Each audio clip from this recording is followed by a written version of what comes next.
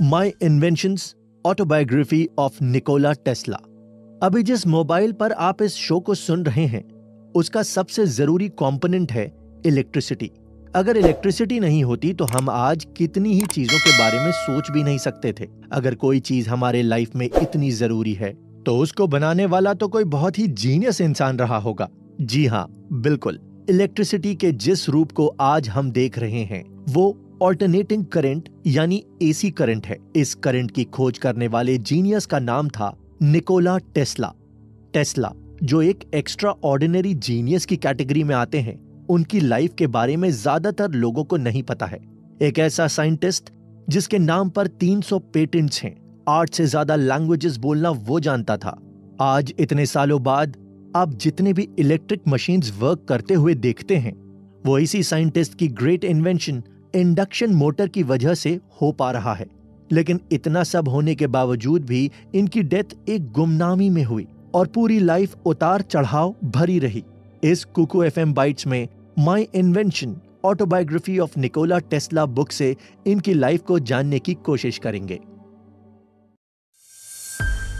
Nikola Tesla का जन्म 1856 में आज के क्रोएशिया कंट्री में हुआ था। उनके फादर एक ऑर्थोडॉक्स प्रीस्ट थे। हालांकि उनकी मां एक हाउसवाइफ थी, लेकिन इसके बावजूद वो चीजों के बारे में काफी नॉलेज रखती थी। उन्हीं से टेस्ला की सोच को भी शेप मिलना शुरू हुआ। यहाँ तक कि वो अपने घर पर भी कई बार ऐसे इन्वेंशन कर लिया करती थी जिनके बारे में बाकी लोगों ने अभी सोचना भी शुरू नहीं किया था। अपनी माँ की इस क्रिएटिविटी को देखकर टेस्ला भी क्रिएटिव तरीके से सोचने लगे थे।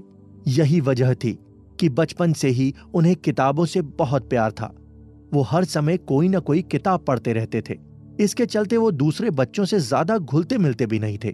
टेस्ला ने अपनी शुरुआती पढ़ाई अपने गांव में चर्च के स्कूल में ही की थी। वहां के फादर ने यह नोटिस किया कि टेस्ला में वो खूबी है जो बाकी बच्चों में नहीं है।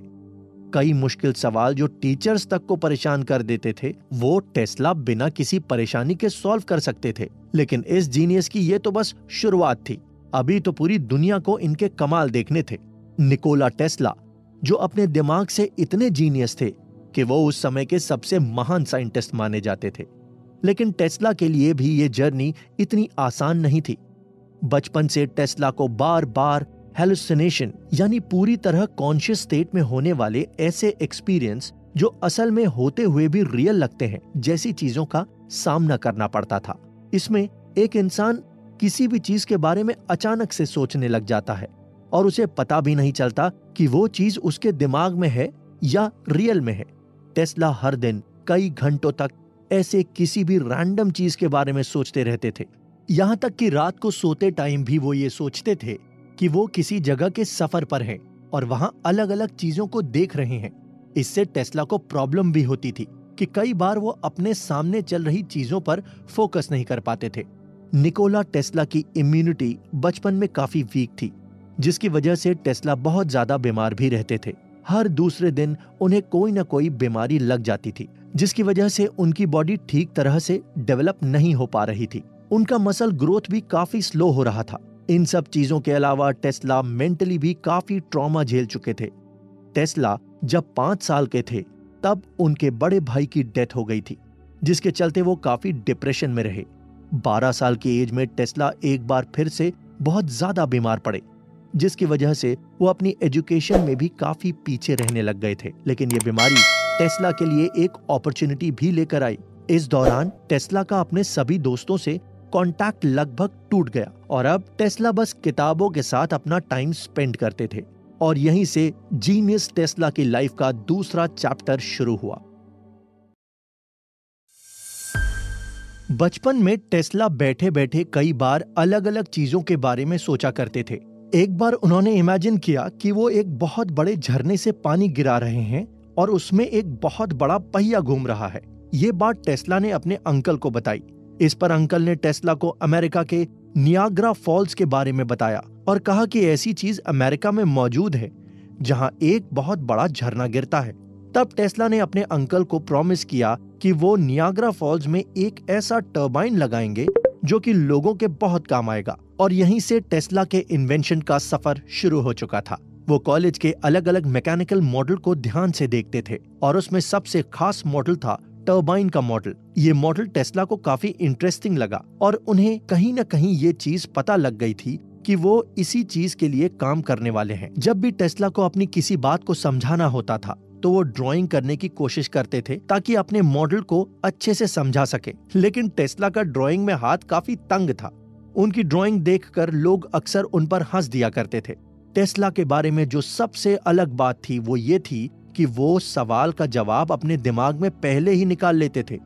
वो किसी भी प्रॉब्लम को अपने दिमाग में इमेजिन करते थे और उसके बाद अलग अलग सॉल्यूशंस उस प्रॉब्लम पर अप्लाई करके देखते थे और उन सॉल्यूशंस को अप्लाई करने के बाद क्या इम्पैक्ट आने वाला है इसका प्रेडिक्शन भी टेस्ला पहले से ही कर लेते थे। यानी कि वो बिना हाथ में पेपर पेन लिए प्रॉब्लम को सॉल्व कर लेते थे और उनकी यही काबिलियत उनको बाकी साइंटिस्ट से अलग बनाती है। यूनिवर्सिटी ऑफ ग्रास से मैथमेटिक्स और फिजिक्स की डिग्री लेने के बाद टेस्ला अपनी लाइफ में आगे बढ़ रहे थे और उनका अगला स्टेप था यूनिवर्सिटी ऑफ प्राग से पीएचडी करना।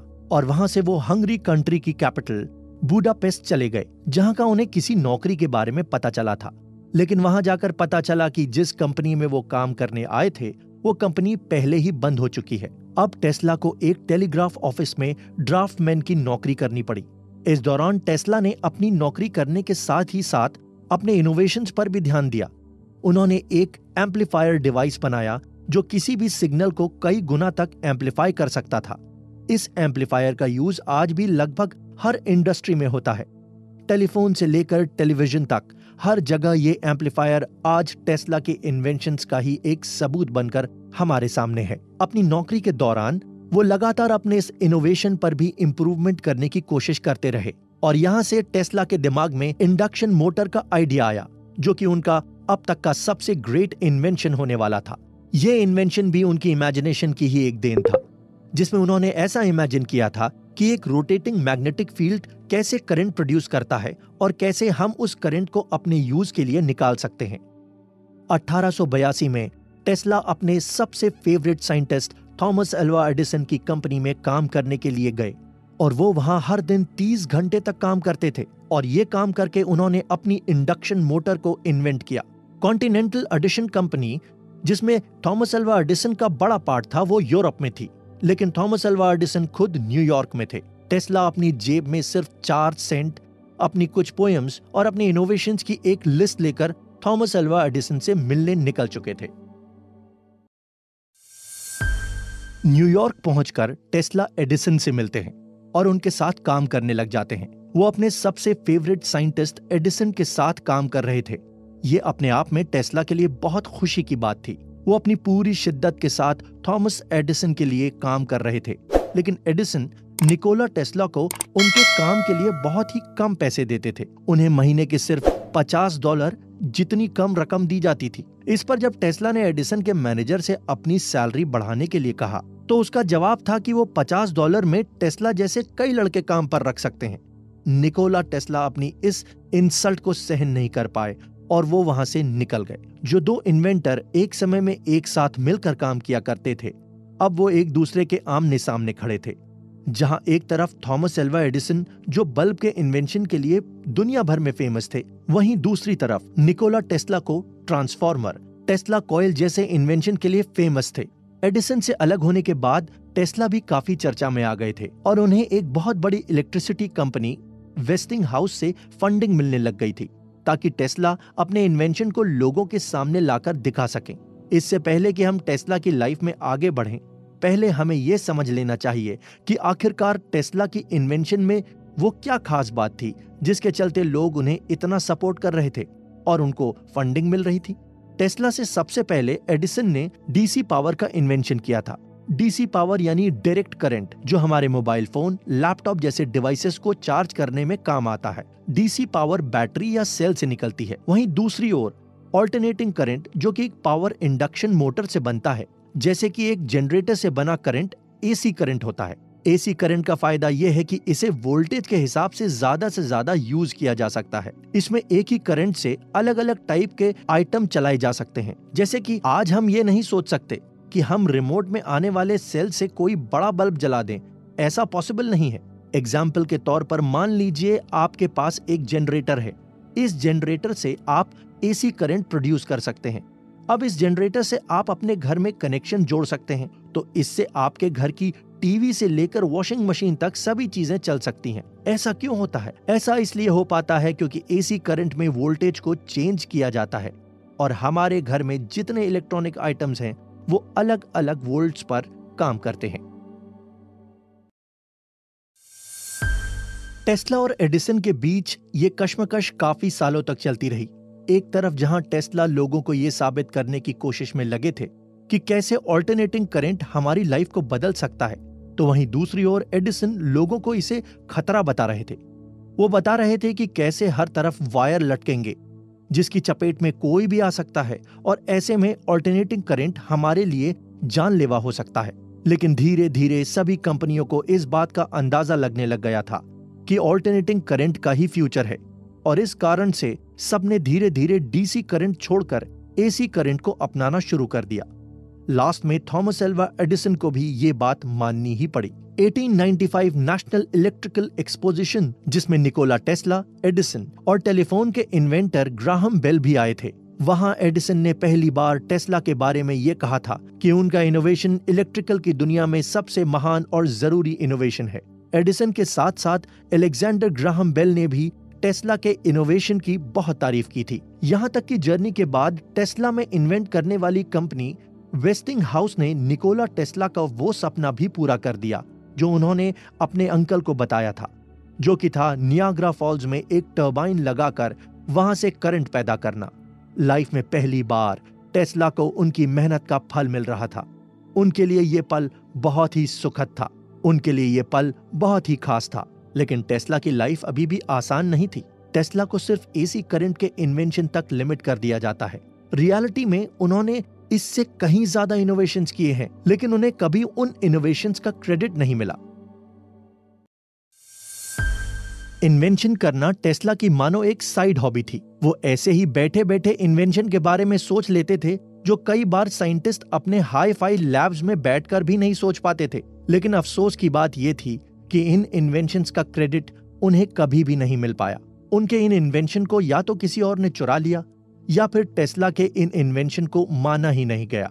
इनमें से सबसे पहला इन्वेंशन है ट्रांजिस्टर।